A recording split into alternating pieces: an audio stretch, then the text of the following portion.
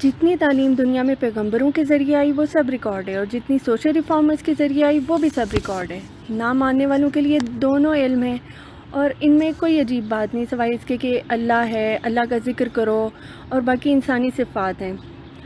آپ ذرا اپنے دین سے ہٹ کر، اپنے عقیدے سے ہٹ کر یہ دیکھیں کہ اللہ کی ذات ہے جس کو منوایا جا رہا ہے، اور باقی صفات انسانی ہیں کہ پڑوسی کا خیال کرو، بیمار کی مزاج پرسی کرو، غریبوں کی غربت دور کرو، تکلیف والوں کی تکلیف دور کرو، یتیم کو کھانا دو۔ یہ سارے واقعات ہیں۔ ہر عقیدہ یہی کہے گا کہ ایسے کام کرو۔ اب ماننے والا سمجھتا ہے کہ یہ راستہ میری فلاح کا ہے کہ یتیم کو کھانا کھلاؤ، اور نہ ماننے والا کہتا ہے کہ یہ جو اللہ کہہ رہا ہے کہ یتیم کو کھانا کھلاؤ، تو اللہ اسے یتیم ہی نہ بنائے، اسے آپ ہی کھانا کھلا دے۔ جب اللہ کائنات کا مالک ہے، رزق دینے والا ہے، تو آپ ہی اسے رزق عطا کر دے۔ پھر ہمیں کیوں کہتا ہے؟ مالک تو وہ خود ہے اور کہتا ہمیں ہے۔ اب یہاں ازلی انکاری آ گئی اور ازلی اقراری آ گئی۔ ازلی اقراری نے کہا، یہ جو اللہ نے کہا کہ یتیم کو کھانا کھلاؤ، تو یتیم کی موجودگی میری فلاح کا باعث ہے، اور انکار کرنے والے کے لیے یتیم کی موجودگی اس کے کفر کا باعث ہے۔ ایک ہی واقعہ دونوں کے لیے الگ الگ نتیجہ پیدا کر گیا۔ یہ کائنات آپ کے عین حقیقت کا آپ کو جلوہ دکھائے گی، نور علی نور۔ ساری کائنات منور ہے، روشن ہے، اس میں اچھے لوگ رہتے ہیں، پاکیزہ نفوس ہیں، دن رات تسبیح ہو رہی ہے، واقعات ہو رہی ہیں۔ اور جو شکی قلب ہے اس کے لیے یہ کائنات ایک ظلم ہے، حجاب، اندھیرا، بکھرے ہوئے بے ترتیب واقعات ہیں۔ اب ان دونوں کو بتایا کسی نے نہیں ہے، بلکہ یہ دونوں خود بخود ہی آشکار ہوتے جا رہے ہیں۔ سورہ شمس کی تلاوت کریں تو اللہ کریم نے اس میں بہت کچھ فرمایا۔ اس میں پہلے سورج کا ذکر ہے، وہ نکلتا ہے، چاند اس کے پیچھے آتا ہے، زمین آسمان کے واقعات، انسان کا ذکر، اس کے نفس کا ذکر۔ پھر اس میں اللہ تعالیٰ نے ایک بات فرما دی کہ پھر ہم نے اس کے اوپر الہام کر دیا نیکی اور بدی کا، کیونکہ یہ انسان ہے اور ہر انسان میں نیکی اور بدی کا شعور نازل ہو گیا، اور کچھ لوگوں پر بدی کا شعور نازل ہو گیا۔ پھر آگے حکم آ گیا کہ بتایا کسی بتانے والے نے کہ یہ اونٹنی ہے، اس کو آپ نے نہیں چھیڑنا، اونٹنی تو دنیا کی ہے، وہ اللہ کی کیسے ہو سکتی ہے؟ دنیا کی تو ہر چیز ہے اور بندے بھی اللہ کے ہیں۔ ان لوگوں میں ایک باغی اور سرکش تھا، اس نے کہا کہ یہ کیسے ہو سکتا ہے کہ اونٹنی اللہ کی ہو، ہمیں بیوقوف بنایا جا رہا ہے، چلو اس کو ذبح کر دو۔ تو انہوں نے ذبح کر دیا، یعنی قتل کر دیا۔ اس کا نتیجہ اللہ کریم نے یہ فرمایا کہ ہم نے اس کو پیوند خاک کر دیا۔ اب اللہ کا حکم جو ہے، وہ اللہ کے بارے میں اطلاع جو ہے، یہ ایک پیغمبر کے ذریعے مل رہی ہے۔ اطلاع اللہ کی ہے، حکم اللہ کا ہے، اور بتانے والا کون ہے؟ انسان۔ اور انسان جو بتانے والا ہے وہ یہ بتا رہا ہے کہ انسان کی بات میں نہ آنا، اور وہ پیغمبر خود انسان ہونے کی حیثیت سے اپنی بات منوا رہا ہے۔ کمال تو یہ ہے، صرف یہ بتایا جا رہا ہے کہ انسان کے داؤ میں نہ آنا، انسان کو دھوکہ دیتے ہیں۔ اللہ کا حکم ہے کہ میری اطاعت کرو اور میرے حبیب صلی اللہ علیہ وآلہ وسلم کی اطاعت کرو، اور جس نے اللہ کے حبیب صلی اللہ علیہ وآلہ وسلم کی اطاعت کی، اللہ اس پر راضی ہوا۔ آپ بتا رہے ہیں کہ انسان کی زیادہ فکر نہ کیا کرو، انسان آخر انسان ہی ہے، برابر ہیں، اور اپنی بات اس طور پر منائی جا رہی ہے کہ یہ بات جو ہے قدس کی بات ہے، خدا کی بات ہے، یہ آسمانی بات ہے۔ اب یہاں نہ ماننے والے کے لیے بڑا تعجب ہے کہ ایک طرف تو ایکویلٹی بتائی جا رہی ہے اور دوسری طرف اپنا سٹیٹس منوایا جا رہا ہے۔ ماننے والے نے اسی بات کو مان لیا اور انہیں ایمان مل گیا۔ ماننے والے مانتے ہیں کہ اللہ کے رسول صلی اللہ علیہ وآلہ وسلم سچے رسول ہیں۔ ماننے والے یہ مانتے ہیں کہ جب صلح حدیبیہ کا مقام آیا تو وہاں کافروں نے کہا کہ یہ ٹائٹل نکال دیں اور اپنا پیور اور سمپل نام رکھیں۔ آپ صلی اللہ علیہ وآلہ وسلم نے فرمایا کہ نکال دو، یعنی کہ امتیاز کی جو وجہ ہے بظاہر اس کو نکال دو۔ اب دقت یہ ہے کہ جو کمزور عقیدہ تھے وہ واپس چلے گئے، وہ کہنے لگے کہ ہمارا آپ صلی اللہ علیہ وآلہ وسلم کے ساتھ تعلق رسالت کی وجہ سے تھا، اور آپ صلی اللہ علیہ وآلہ وسلم نے درمیان میں سے رسالت کا سلسلہ ہی نکال دیا۔ آپ صلی اللہ علیہ وآلہ وسلم خود ہی اس کو نکال رہے ہیں، تو پھر ہماری وجہ تعلق کیا رہ گئی؟ ماننے والوں نے کہا کہ آپ صلی اللہ علیہ وآلہ وسلم اسے نکالیں یا رکھیں، ہم آپ کے ساتھ ہیں۔ یہ ہے ازلی عقیدہ۔ ایمان کی تعریف یہ ہے کہ اللہ کو ماننا، اللہ کے حبیب صلی اللہ علیہ وسلم کو ماننا، فرشتوں کو ماننا جو ازلی عقیدہ رکھتے ہیں۔ مطلب یہ ہے کہ پیغمبر کی بات اللہ کے حوالے سے احکام الہی ہے، اور جو احکام نبی ہیں وہ بھی اتنے ہی ہیں جتنے کہ احکام الہی ہیں، حالانکہ وہ احکام ہیں کسی عبد کے، انسان کے، جو رسول بھی ہیں اور پیغام لا رہے ہیں، لیکن یہ وہی احکام ہیں کہ تم وہاں جاؤ، تم وہاں نہ جاؤ، یہ کھاؤ، وہ نہ کھاؤ، یہ عام فہم باتیں ہیں۔ ہر چند یہ کہ عبادت نہیں ہے لیکن اس کے برابر ہیں۔ اللہ نے کہا کہ ان سے کہہ دیجئے، اور آپ صلی اللہ علیہ وسلم نے کہہ دیا، تو یہ کس کی آواز ہے؟ اللہ کریم کی۔ اس کے ساتھ آپ صلی اللہ علیہ وسلم نے اپنی زبان میں بھی بات سمجھا دی، اور یہ زبان وہی ہے کہ یہ اپنی مرضی سے نہیں بولتے، ان پر وحی نازل ہو تو بولتے ہیں۔ گویا کہ وہ بولنے والا جو اللہ کی طرف سے بول رہا ہے، اس کا اپنا بولا ہوا بھی اتنا ہی اہم ہے جتنا کہ اللہ کا بولا ہوا ہے۔ آپ صلی اللہ علیہ وسلم نے جب فرمایا کہ یہ اللہ کا ارشاد ہے، تو ہم یہ مانتے ہیں کہ جب آپ صلی اللہ علیہ وسلم کا اپنا ارشاد ہے تب بھی ہم مانتے ہیں۔ انہوں نے جنہیں نہیں ماننا وہ نہیں مانتے، اور انہیں ریسرچ بھی نہیں کرنی، وجہ بھی نہیں دیکھنی، کیونکہ یہ ایسی چیز ہے کہ ازلی ایمان نہ ہو تو ماننے کا امکان ہی نہیں ہے۔ اللہ ایک ہے اور مرنے کے بعد ایک اور زندگی ہے۔ انسان کو اس بات کا تجربہ نہیں ہے، اب سوائے اعتبار شخصیت کے ماننے کا اور کوئی ذریعہ بھی نہیں ہے، اور وہ شخصیت ایک انسان ہے۔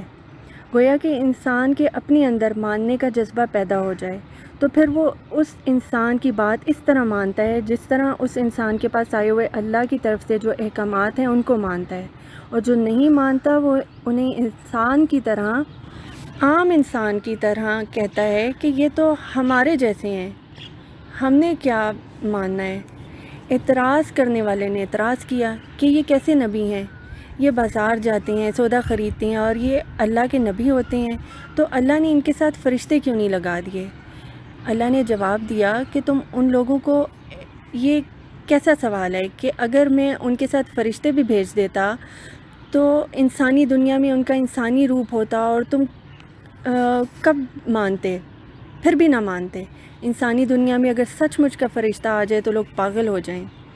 جس طرح جن لوگوں کے بزرگ فوت ہو جاتی ہیں، مثلا کسی کا باپ فوت ہو گیا، اسے پتہ ہوتا ہے کہ دفن کر کے آئے ہیں، اگر وہ اسے یاد کر رہے ہیں اور اچانک اس کا باپ کمرے میں آ جائے تو وہ کیونکہ مر چکا ہے، حالانکہ وہ اپنے باپ کو خود دفنا کر آیا ہے اور اب اس کی یاد میں رو رہا ہے، لیکن وہ اگر سامنے آ جائے تو وہ خوف سے پاگل ہو جائے گا، ڈر جائے گا، ناممکنات والی بات ہو جائے گی۔ ایمان والا اللہ اور اس کے رسول صلی اللہ علیہ وسلم کی احکامات کو اس طرح مانتا ہے کہ اس کو ریسرچ کا ضرورت ہی نہیں پڑتی، بس اللہ کو مانا کہ اللہ ہے۔ لوگوں نے پوچھا کہ وہ کہاں ہے، تو انہوں نے کہا کہ بس ہے، اللہ ہے۔ آپ صلی اللہ علیہ وسلم نے فرمایا کہ ہم معراج پہ گئے، پھر ایک مقام آیا سدرۃ المنتہا، اور پھر کعبہ قوسین آیا، بلکہ اس سے بھی آگے۔ یہ بیان کس کا ہے؟ اللہ کا۔ اگر یہ بندے کا اپنا بیان ہوتا تو آپ اس پر سوچتے، مگر یہ اللہ کریم کا اپنا بیان ہے کہ سبحان الذی اسریٰ با عبد، پاک ہے وہ ذات جس نے سیر کروائی اپنے بندے کو۔ یہ سٹیٹمنٹ کس کا ہے؟ اللہ کا، کہ ہم نے ایسا کیا۔ اب سوال یہ ہے کہ کیا اللہ ایسا کر سکتا ہے؟ ماننے والے کے لیے وہ کر سکتا ہے، اور نہ ماننے والے کے لیے کوئی بات ہی نہیں۔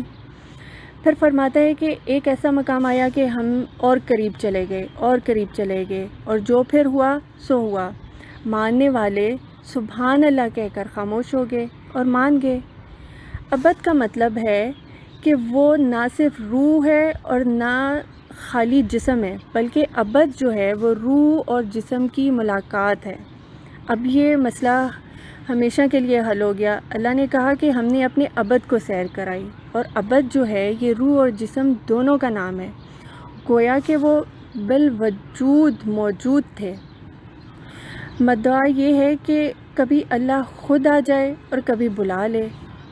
اس سے کیا فرق پڑتا ہے کہ جن کا رابطہ ہے، رابطہ یہاں ہو جائے یا رابطہ وہاں ہو جائے؟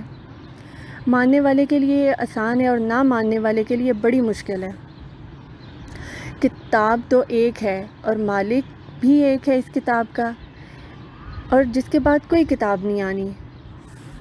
عین ممکن ہے کہ یہ کتاب گمراہ بھی کر سکتی ہے اور ہدایت بھی دے سکتی ہے۔ مطلب یہ ہے کہ یہی کائنات، یہی زندگی، یہی راستے، کتابیں، یہی مساجد کسی کو گمراہ کر رہی ہیں اور کسی کو راہ تلاش کے لیے اس کا راستہ بن رہی ہیں، جبکہ یہ دونوں ایک ہی سفر کر رہی ہیں۔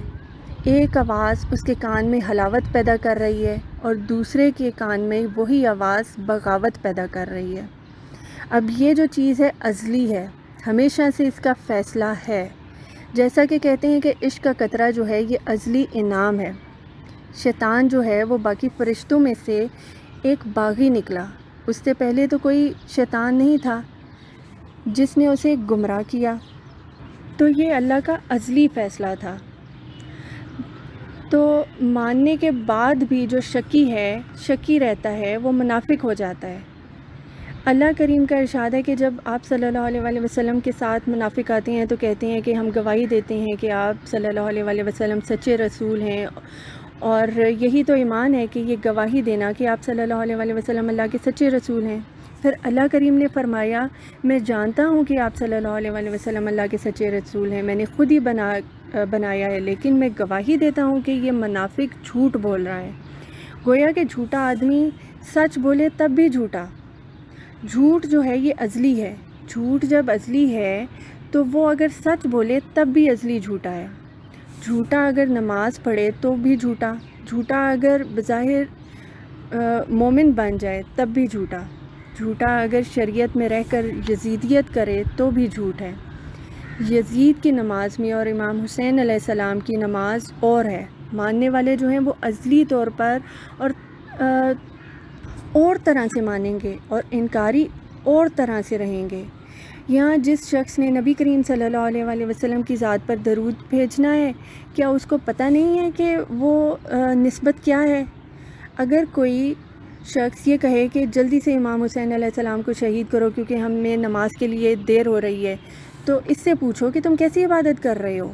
یہ کون سی عبادت ہو رہی ہے؟ عبادت اگر بغیر پہچان کے اور کسی لالچ کی بنا پر کی جا رہی ہے تو یہ ازلی شقاوت ہے، یہ عبادت نہیں ہے۔ عبادت یہ ہے کہ دل سے تسلیم کرو۔ اللہ کریم نے فرمایا کہ ایمان والو ایمان لے آؤ، یعنی کہ ایمان والو ایمان لے آؤ۔ گویا کہ ایمان لانے کے بعد بھی ممکن ہے کہ ایمان آپ کے قلب میں داخل نہ ہو۔ ایمان قلب میں کب داخل ہوتا ہے؟ جب اللہ کریم انسان کی باتوں کو دیکھتا ہے، سمجھنے کی انسان اللہ کو سمجھنے کی کوشش کرتا ہے، سمجھ نہیں آتی تو وہ گلہ کرتا ہے۔ یہ انسان پوری طرح ایمان میں داخل نہیں ہوا۔ جو گلے میں چلا گیا اس کا ایمان کمزور ہے، اور جو تسلیم و رضا میں چلا گیا اس کا ایمان مضبوط ہے۔ اللہ تعالی ہمیں مضبوط ایمان کی توفیق عنایت فرمائے، آمین یا رب العالمین۔